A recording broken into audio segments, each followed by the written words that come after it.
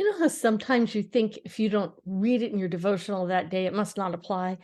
I think Jesus was really good at taking whatever was happening around them and showing the kingdom of God is among us. It's not something you have to just stop and pray to find.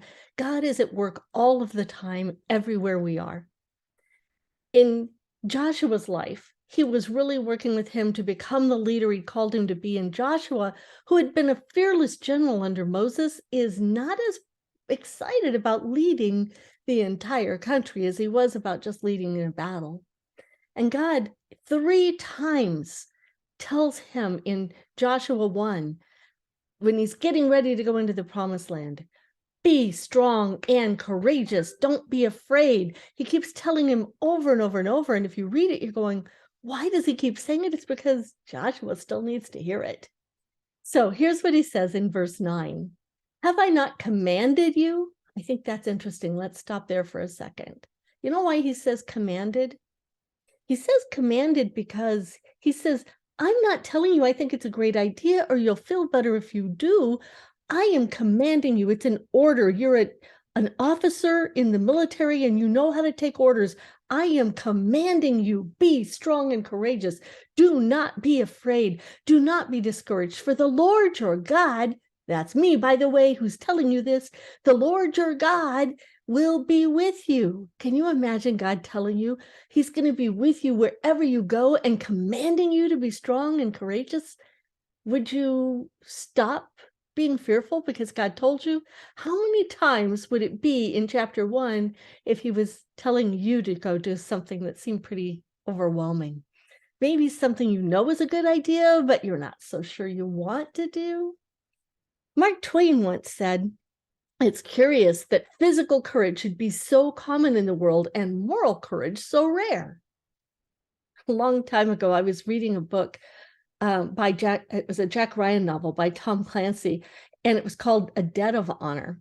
And the author points out that when we look back on our lives, we don't usually imagine things that are decisions that were the best possible outcome. Hindsight is almost always negative, isn't it? Oh, if I could have only. How many times have you thought back on your life and said, what would have happened if I made a different decision? If only I knew what I know now. If only I had better information. If only I could have seen that outcome before the decision, I would have made a different decision. Well, in chapter 21 of this novel, there's an Italian quote from a character named Dominic Caruso in Power and Empire, and another Clancy novel. And he says this quote, this Italian quote about something about wolf meat and dog fangs, but it means that you have to do tough things. You have to be tough to do tough things.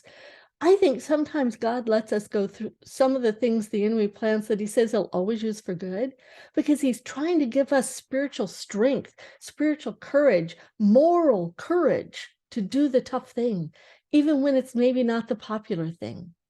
The ability to make decisions, even difficult ones, was called moral courage, this book says, by those who didn't have it, and stress by those who do.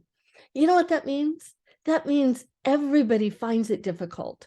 The ones who don't have moral courage still have that same level of stress, but they see that moral courage as something unattainable. So they call it courage because they think it's something rare. But remember what Twain said, that physical courage is common. Why shouldn't moral courage be common as well? Because making a hard decision when those around you don't agree is a stressful thing to do. Do you have the courage to do the right thing, even if nobody around you is going to think it's a really good idea, and it may cost you to do the right thing? Reflection is all well and good, but not if it's negative and points you backward. No one wants to put their hand to the plow and look back is worthy of the kingdom of God. To have moral courage, you have to look forward. Isaiah puts it this way: forget the former things. Don't dwell on the past. See, I'm doing a new thing. So where are you going to look this week? Back at all the wishes and has-beens and if I could only, or forward in the moral courage of doing what God calls us to, regardless of the cost. He's doing a new thing. So don't dwell on the past. Move forward into that moral courage that God calls us to. So here's your challenge for the week. Are you ready? Sometime this week, when you're tempted to second guess yourself or take the easy road, I want you to look for the new thing God is doing and join him in doing that with all of the moral courage you can muster so that it becomes a common thing for you. God bless.